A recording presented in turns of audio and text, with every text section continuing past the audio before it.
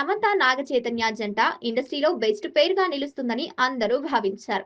కొన్నేళ్లు బాగానే సాగిన వీరి కాపురంలో అభిప్రాయ భేదాలు తలెత్తడంతో ఈ జంట విడాకులు తీసుకున్నారు.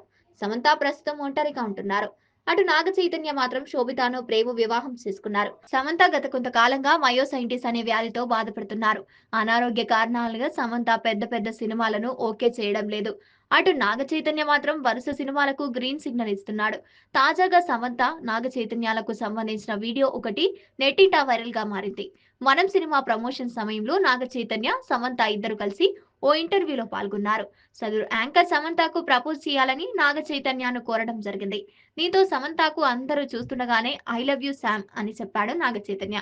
అయితే దీనిపై సమంత రియాక్ట్ అవుతూ ఏదో చెప్పాలన్నట్టు కాకుండా మనస్ఫూర్తిగా చెప్పు అంటూ నాగ చైతన్యకు కౌంటర్ ఇచ్చింది. దీంతో మరోసారి సమంతకు ప్రపోజ్ చేస్తాడు. ఆ క్షణంలో సమంత సిగ్గుపడటం, వారి మధ్య కెమిస్ట్రీ స్పష్టంగా కనిపిస్తుంది. అయితే అప్పటికే వారిద్దరూ గాఢమైన ప్రేమలో ఉన్నారన్న విషయాన్ని ఎవరికీ తెలియదు. ఆ తర్వాత వీరిద్దరూ పెద్దలను ఒప్పించి పెళ్లి చేసుకోవడం, విడిపోవడం అన్నీ కూడా చకచకా జరిగిపోయాయి.